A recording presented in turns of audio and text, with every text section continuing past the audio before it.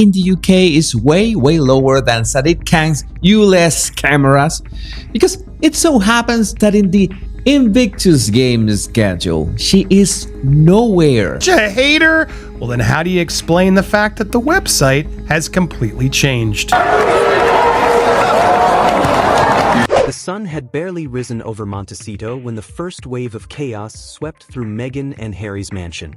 The air itself felt charged, so sharp and electric it seemed to shake the citrus trees outside.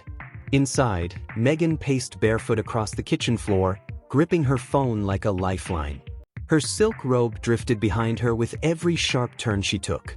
She wasn't just irritated or offended. She was furious. Moments earlier, a headline had exploded across global news like a lightning strike. The palace, yes, that palace, had made a decision. One that sent Montecito into immediate meltdown. Meghan Markle was not invited to return to the Invictus Games. Not as a supporter. Not as a special guest. Not even as a polite nod to the role she once played beside Prince Harry on the world stage. She was blocked. Shut out. Royal access denied. The moment Meghan read it, she froze.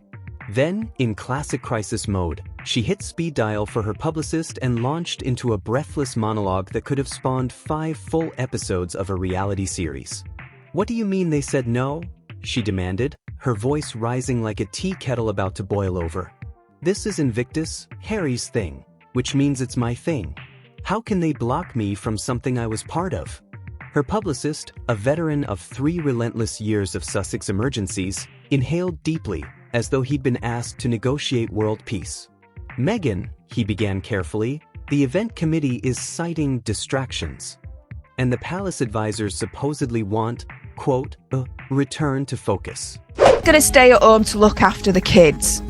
This is an excuse we've seen before.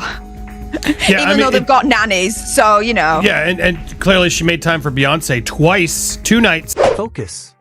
Meghan shrieked, her voice cracking through the kitchen like thunder. "Are they implying I'm unfocused? That I'm the problem? That I somehow distract from wounded veterans? How could I possibly distract from?" Harry wandered into the room mid-sentence, a mug of tea in hand. He looked like a man who had been awake for maybe 30 seconds, yet was already exhausted by whatever storm he had just walked into.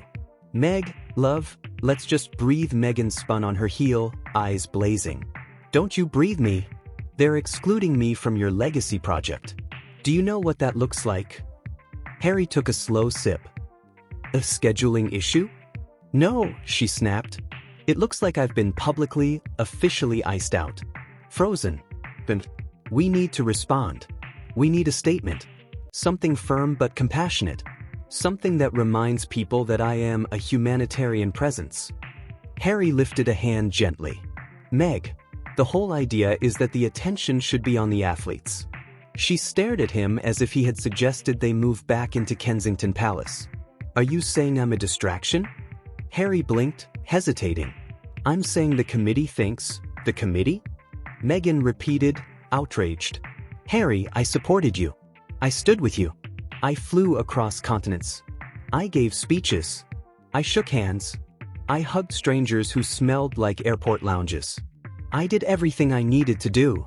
She thought for a split second that Meghan Markle would have kept her cringeworthy mug out of the Invictus Games, just so that it could be a nice, pure experience where the most important people were the veterans, the soldiers, and not. "And we appreciate that," Harry said carefully, choosing each word as if it might detonate.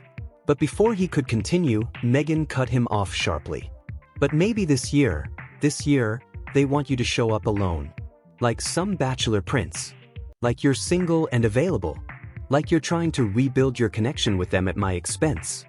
Harry winced because she wasn't entirely wrong. Word had spread through palace advisors that Invictus needed to be stripped of spectacle, low drama, no distractions, and entirely focused on the service members. And in their view, at least according to the Whisper networks, Meghan often shifted the spotlight. Today, that spotlight had become a flamethrower.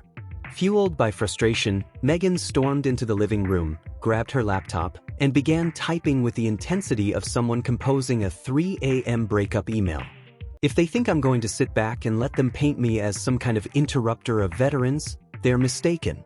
We need to push back. Harry sighed. Push back how? She didn't hesitate. Soft push. Firm messaging. Emotional appeal. Maybe a touch of injustice. Something about women's empowerment. Something about being silenced.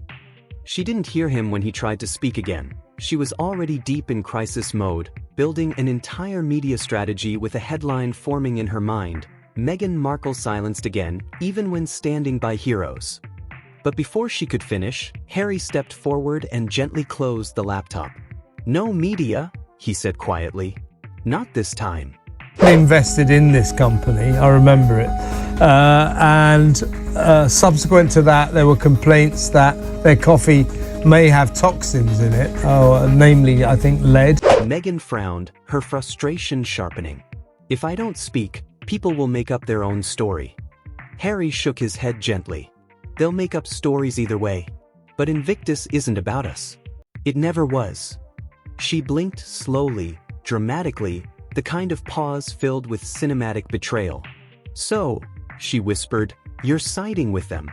No, Harry said softly, I'm asking you to sit this one out. That's all. Meghan stared at him as if he'd just handed her divorce papers. Oh, I see. I see exactly what this is.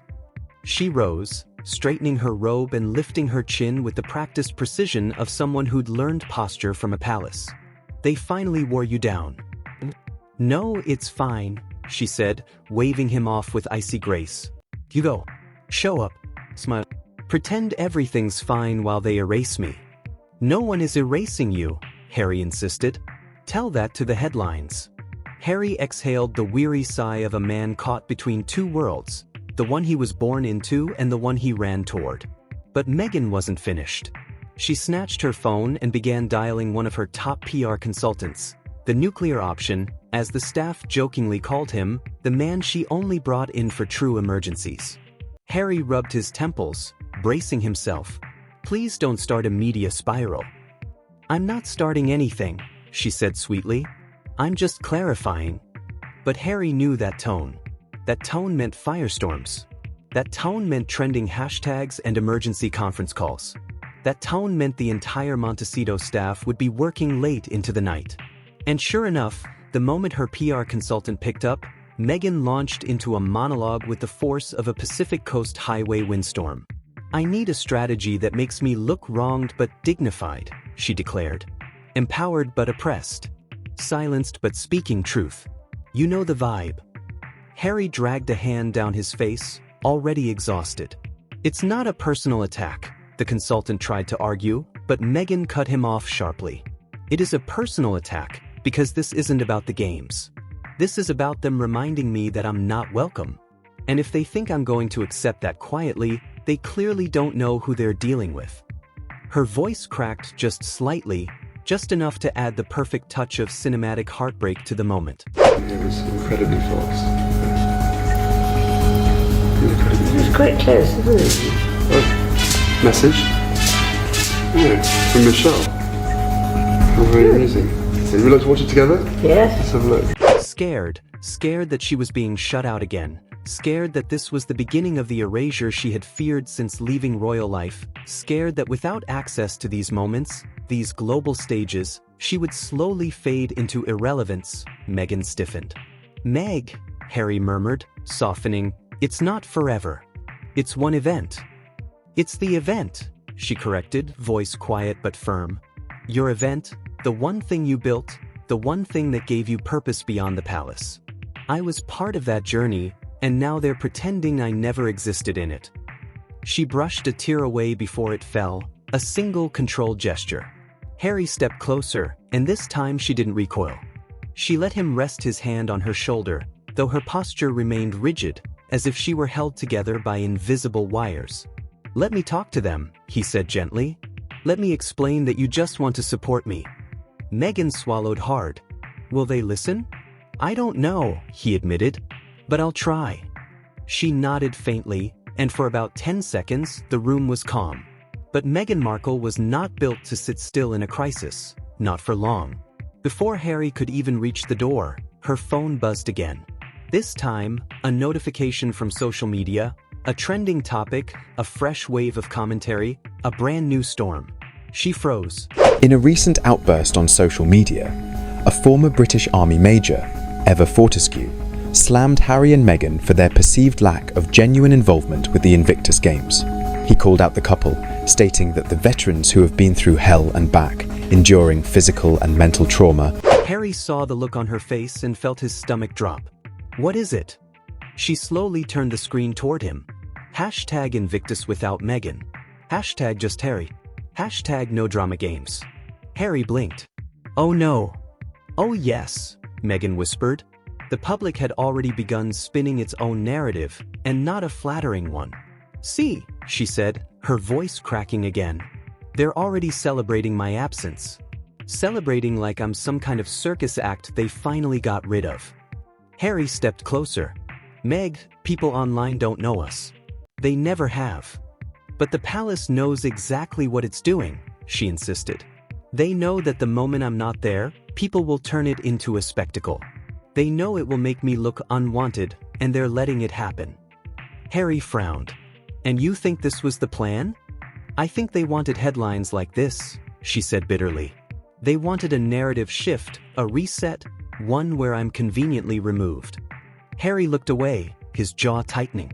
He hated how plausible it sounded.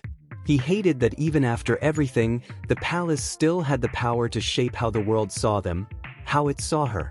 Meg, listen, he said finally, taking a breath. I can skip the opening ceremony. I don't have to go. No, she shook her head firmly. You'll go. Because if you don't, they'll say I stopped you. They'll blame me again. They'll call me controlling, manipulative.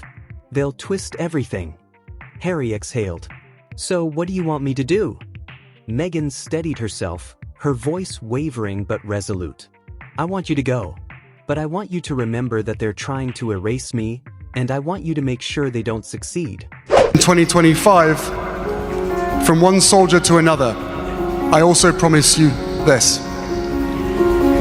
So long as our brothers and sisters are striving to heal and grow, the games will go on. And what Harry fears is that once Charles passes on, he won't be let into Britain at all. Harry nodded. I won't let them. But Meghan wasn't finished.